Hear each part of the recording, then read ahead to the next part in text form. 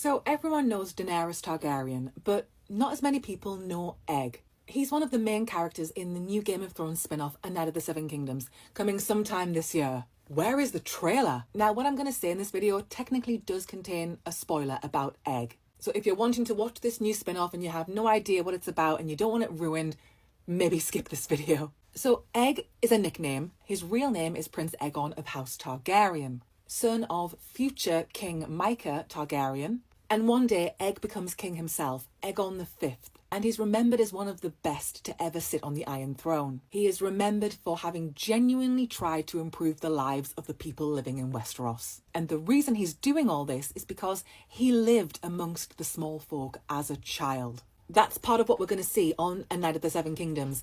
Egg going off on adventures with the other main character, Sir Duncan the Tall. They meet a lot of different people on their journey. They meet highborn and lowborn. They understand what real people go through.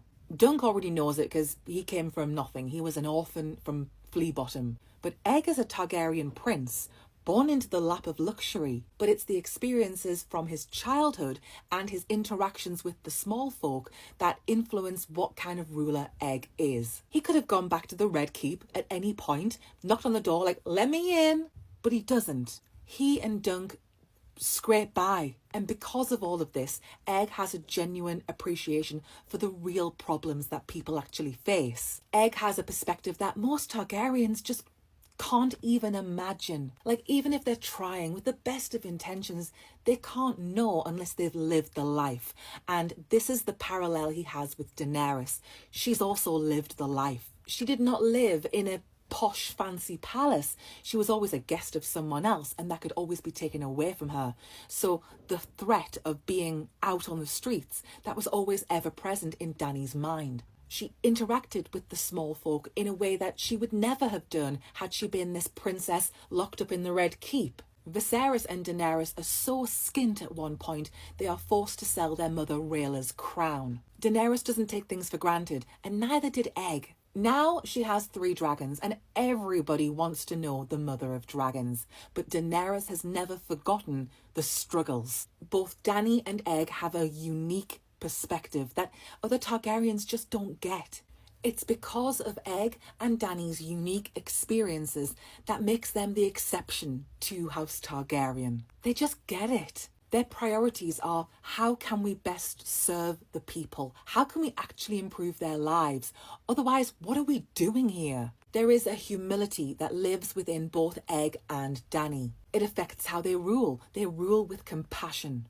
But there's also a tragic parallel between these two. They are both dragon dreamers, but it worked for Dany, it did not work for Egg. Daenerys was able to bring dragons back into the world, and Egg, he tried to do just that, but it failed spectacularly. It's known as the tragedy of Summerhall. We don't know quite what went so wrong, but Egg died and many others did, and no dragons were born. Instead, this beautiful palace was destroyed in an inferno.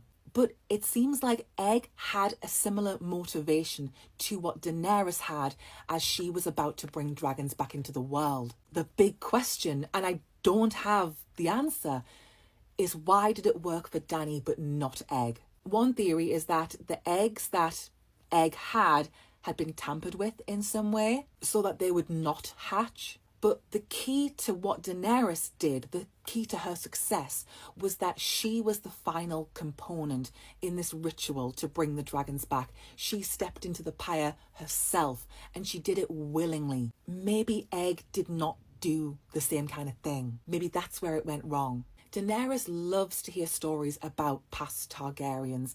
She's never met anyone. Apart from Viserys, she's never had a family.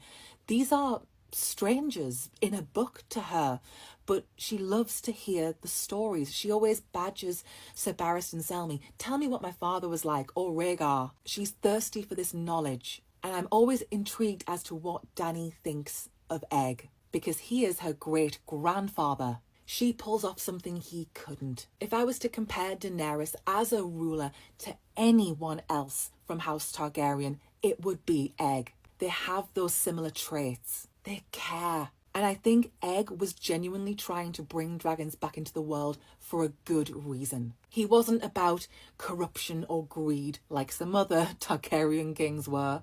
Aegon the Fourth. I think he tried to do this for a greater reason because he was aware of the others, the Long Night. But it took his great-granddaughter, Daenerys, to come along and have a very similar, eerily similar experience living amongst the regular people, just like Egg did. And Daenerys was able to pull it off. She did bring dragons back into the world.